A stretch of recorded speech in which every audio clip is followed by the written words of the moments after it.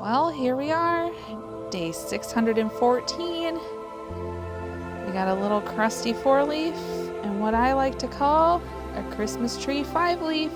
Actually one of my favorite shapes when it comes to 5-leaf clovers. Not many people get to see them, so you're welcome.